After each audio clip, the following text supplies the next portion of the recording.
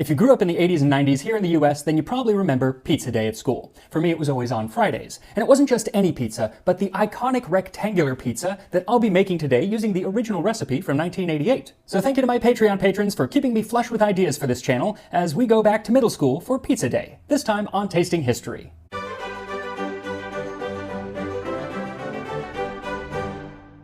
So I don't usually cover history from the 80s and 90s or anything that recent here on the channel, but when somebody posted on the Tasting History Reddit page the original recipe for this pizza that I so loved in elementary and middle school, I decided that I just had to make it. So this is an episode of Tasting My History. So the recipe comes from a 1988 booklet which was distributed to schools all over the US called Quantity Recipes for School Food Service from the United States Department of Agriculture. And it has recipes for all of your late 20th century school favorites like instant mashed potatoes, sloppy joes, or Salisbury steak, children. It's Salisbury Steak Day. But my favorite was the square pizza, or really rectangular pizza. And there are a few variations when it comes to how they made this pizza, the first being the crust. For pizza dough, use pizza crust recipe, see B14, or pourable pizza crust recipe, see B15. Pourable pizza crust, you say? Well, I am intrigued. Now, I don't know if my lunch lady used this recipe or if she did the regular pizza crust, but I want to make pourable pizza crust, so that's what I'm going to do. Now, the recipe calls for 100 servings. I don't need 100 servings of pizza, so I'm going to reduce it to 10 servings of pizza, for which you will need 2.5 teaspoons or 7 grams of active dry yeast, 1 2/3 cup or 375 milliliters of warm water, 110 degrees Fahrenheit, 2.5 cups or 320 grams of all-purpose or bread flour, 3/4 of a cup or 55 grams of instant non-fat dry milk, 2 tablespoons or 25 grams of sugar, 1/4 teaspoon of salt, 1.5 teaspoons of vegetable oil, plus more for greasing the pan, and 1.5 tablespoons or 15 grams of cornmeal. So first, dissolve the dry yeast into the water and let it sit for 5 minutes. While it sits, add the flour, dry milk, sugar, and salt in a stand mixer and mix using the whisk attachment on low for 4 minutes. I'm not sure exactly why it has you whisk it for so long at this point since there is no liquid in it yet, but that's what the recipe says, so that's what I'm doing. After 4 minutes, add the yeast, which should be nice and frothy, and the vegetable oil to the dough, or actually it calls it a batter, and continue to mix on a medium speed for 10 minutes. And while it mixes, you can get your pan ready. Now, the recipe actually calls for 5 sheet pans, but sheet pans are actually massive. They're not going to fit in a home oven.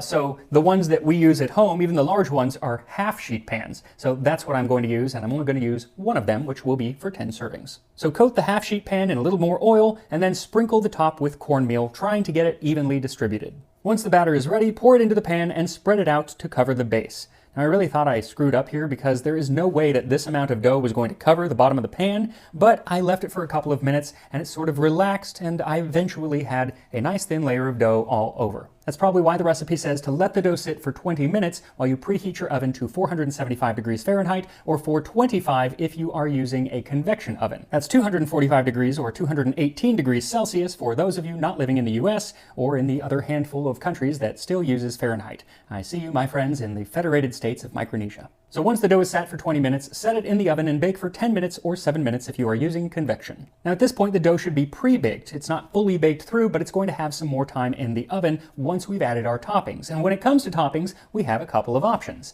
There is the pizza with cheese topping and one for pizza with ground beef topping. Now maybe my school never had the ground beef topping, or maybe I just never got it. I can't honestly remember, but I do only remember eating this as a cheese pizza, so that's the one that I'm going to make. So for that, what you'll need is 1 tablespoon and 2 teaspoons or 12 grams of dried onions, a half teaspoon of garlic powder, 1/4 teaspoon of black pepper, a half cup plus 2 tablespoons or 160 grams of tomato paste, 1 1/3 cups or 330 milliliters of water, 2 teaspoons dried basil, 2 teaspoons dried oregano, 1 1/2 teaspoons dried marjoram, a half teaspoon dried thyme, and 5 1/4 cups or 565 grams of mozzarella cheese shredded. If you do want to make the ground beef version, then just cut the amount of cheese in half and replace it with just under a pound of ground beef that you cook before putting it onto the pizza. But for the cheese version, you start by mixing the onions, garlic powder, pepper, tomato paste, water, and the seasonings in a saucepan, and then bring it to a simmer on the stove, and let it simmer for about 10 minutes. While it simmers, spread 1 1/2 cups of the cheese over the pizza crust, and then once the sauce has simmered for 10 minutes, pour that over the cheese, smoothing it out evenly. Again, it didn't really seem that there was going to be enough sauce, but there was, though as I spread it, I sort of messed up the cheese, and it seems that this was actually a problem even back in 1988, because in later recipes from the 90s, they just have you add that 1.5 cups of cheese to the sauce before putting it on. It probably makes it a lot easier. Once the tomato sauce is spread to the edges of the pan, sprinkle the remaining cheese evenly over the top. Now, if you recall, these pizzas did not have a crust around the edge like a round pizza, so you want to get the cheese all the way to the edge of the pan. Then pop that in the oven at 475 degrees Fahrenheit, 450 if you're using convection, and let it bake until it is lightly browned on top. The original recipe says it should bake for 15 to 18 minutes, but for me that was going to be way too long. It only took about 11 minutes to